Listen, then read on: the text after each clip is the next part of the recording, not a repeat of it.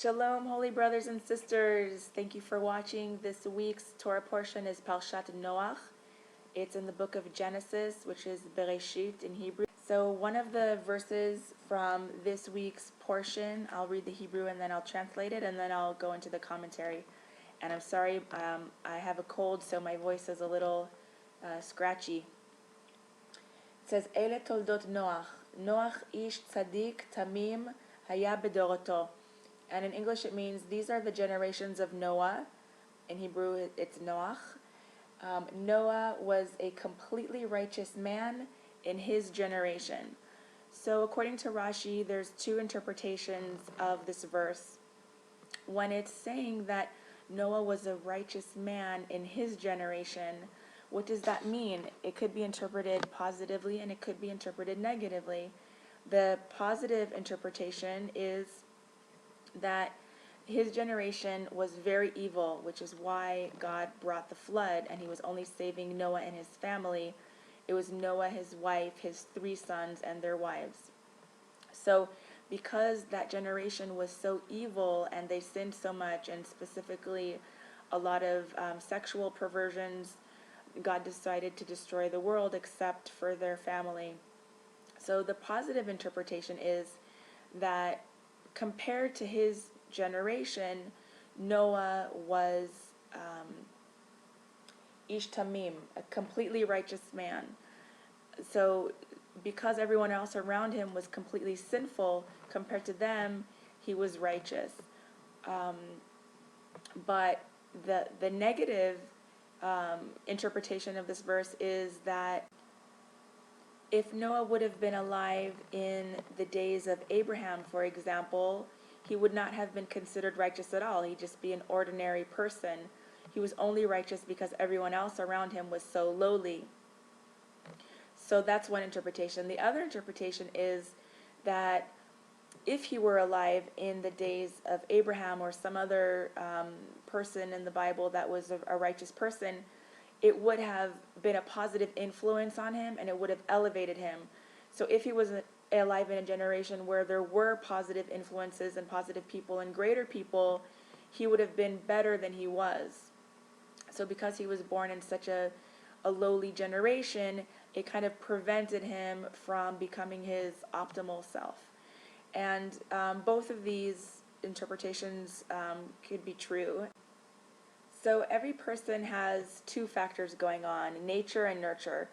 Nature is a person's DNA, their inherent predispositions that they're born with, and nurture pertains to the environment. What are the external factors and influences that are in their immediate vicinity, whether it's in their household or in that generation? And I want to just talk about that because, there's an expression that birds of a feather flock together. And it's very important to pick good friends.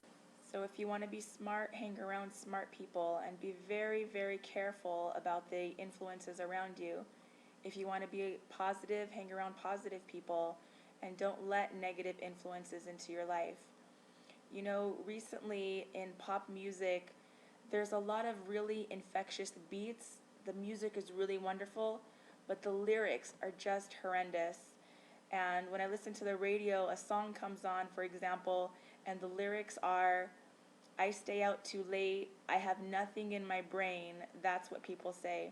So when I hear that song come on the radio, I very quickly change the station because I don't want my daughter, who's 6 years old, to, God forbid, catch herself singing that song and believing those things about herself or other women. It's just become totally demoralizing. The lyrics of music today are, again, just like in Noah's generation, sexually perverted and demoralizing. So we need to be very, very mindful of these external factors, especially in the media. We're bombarded with negative images and just a lot of negativity, and we need to really, really be mindful of shielding ourselves and especially our children from those negative influences. For example, a person could be born with a very high IQ, but if he's born into poverty, instead of becoming a professor or something of in a good nature, he might use his intellect to do something evil, such as hacking into computers or robbing banks, and therefore his natural high IQ is not used in a positive manner, but rather in a negative manner because of the poor environment that he was raised in.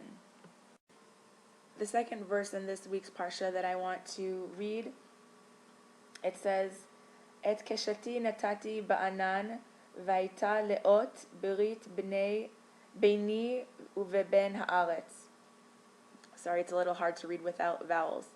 It says, my rainbow I place in the clouds, and it will be a sign of the covenant between me and the earth. And what this verse is coming to teach us is to strive for harmony with people, even people who are different than you. It's easy to be friends with people who have the same political views as you, as people who think or believe the same things that you do. But just like all of the colors in the rainbow come together so beautifully, so harmoniously, and it's a symbol of peace and unity, so too should every human being be able to respect and live harmoniously and peacefully with other people. Thanks again for watching. Shabbat Shalom. And please subscribe and share this video in your social media networks. Thanks. Bye-bye.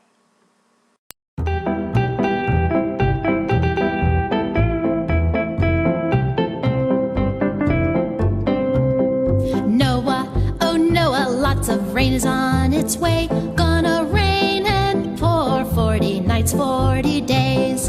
Noah, oh Noah, you must hammer all day long. Build an ark of wood, make it big, make it strong. Yes, dear Noah, help the animals go in. Take it small, take it tall, take it wide, take it thin. Rain's gonna come to wash the evil away, and we'll get a brand new start on a bright sunny day. 2 kitty cats will come a purring along. 2 cheerful bluebirds will come singing a song.